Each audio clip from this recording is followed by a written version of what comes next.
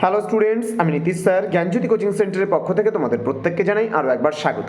তো স্টুডেন্টস, আজকে আমি তোমাদের সঙ্গে যে বিষয়টি নিয়ে আলোচনা করবো সেটা হচ্ছে এসইসি নিউট্রিশন অ্যান্ড ডায়েট, অর্থাৎ তোমাদের পরিপাক, পুষ্টি এবং পরিপাক যেটাকে বোঝায় বা হজম যেটাকে বলি আমরা, ডায়েট মানে।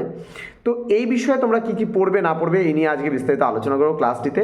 কারণ তোমরা বলেছিলে যে স্যার আমাদের এই টপিকটা থেকে কি কি পড়তে হবে না পড়তে হবে তোমরা জানতে চেয়েছিলে। তো সেই কারণে তোমাদের জন্য, তোমাদের কথা চিন্তা করে কিন্তু আজকের এই সাজেশনটা নিউট্রিশন অ্যান্ড ডায়েটের উপরে দেওয়া হচ্ছে। তোমাদের আগামী কাল বা পরশু মেবি পরীক্ষা, হয়তো এটা আগামী কালকেই খুব সম্ভবত এসএসসি পরীক্ষাগুলো হচ্ছে। তো এই শেষ মুহূর্তে তোমাদের রিকোয়েস্টের কারণে আসা এবং এই ভিডিওটা দেওয়া।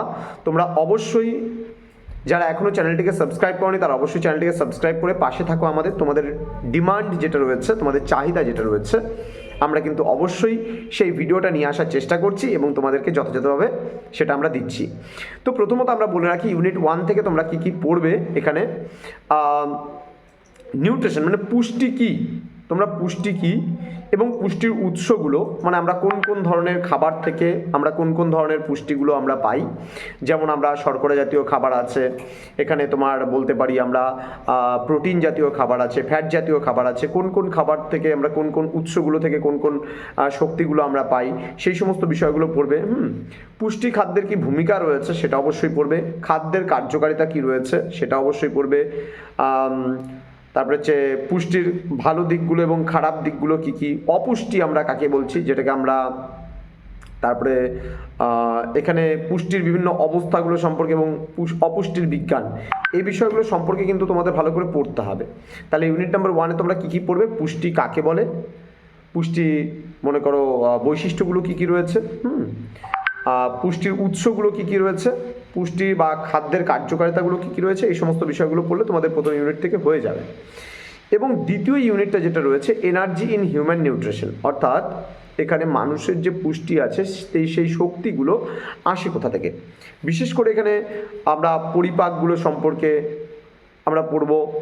এখানে আমরা শোষণ, পরিবহন, তারপরে হচ্ছে শরীরে পুষ্টি ব্যবহারে খাদ্যের কী ধরনের ব্যবহার হয়, তারপরে এখানে শক্তি সম্পর্কে আমরা জানবো, শক্তির ভারসাম্য, শক্তির প্রয়োজনীয়তা এবং ঘাটতি, এই সমস্ত বিষয়গুলো কিন্তু আমরা এখানে পড়ব। এবং কোন কোন খাদ্য কীভাবে কোন কোন শক্তি নির্ধারণ করে সেই বিষয়গুলো কিন্তু তোমাদের খুব ভালোভাবে পড়তে হবে।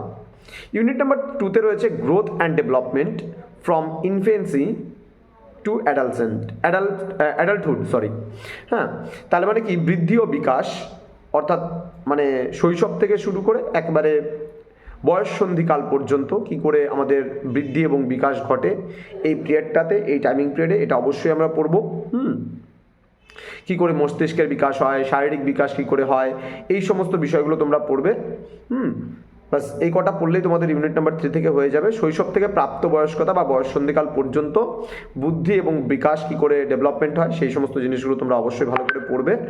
আরেকটা জিনিস সেটা হচ্ছে ইউনিট 4 থেকে আমরা বলবো যেটা খাদ্য তত্ত্বের সংজ্ঞা যেটা রয়েছে সেটা ভালো করে পড়বা। খাদ্য তত্ত্বের সংজ্ঞা এবং তার উদ্দেশ্য, ডায়েটিশিয়ান যে জিনিসটা আমরা পড়েছি এর আগে, ডায়েটিশিয়ান মানে হজম কাকে বলে, তার শ্রেণীভাগ কি রয়েছে, খাদ্যের শ্রেণীভাগ, তারপরে হচ্ছে পুষ্টির গুণগত মানগুলো পড়বে, কোন কোন মানে খাবার থেকে আমরা কি কি ধরনের পুষ্টি পাই, এই সমস্ত বিষয়গুলো তোমরা পড়বে।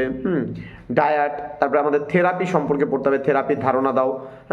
তারপরে হচ্ছে তোমার মানে নর্মাল ডায়েট, আমরা যেটা সাধারণ মানে আমরা হজম বলি বা পরিপাক বলি, সেই সমস্ত বিষয়গুলো সম্পর্কে তোমাদের পড়লেই তোমাদের কিন্তু এনাফ। এর থেকে আর বেশি কিছু পড়ার তোমাদের প্রয়োজন নেই, এইটুকু পড়লেই কিন্তু তোমাদের পুরোপুরি কভার আপ হয়ে যাচ্ছে। তো স্টুডেন্টস, তোমাদের সঙ্গে দেখা হচ্ছে খুব তাড়াতাড়ি আরও একটা নতুন ভিডিও নিয়ে, নতুন ক্লাস নিয়ে। তোমরা প্রত্যেকে ভালো থেকো, সুস্থ থেকো। Thank you so much, thanks for watching after all, thank you.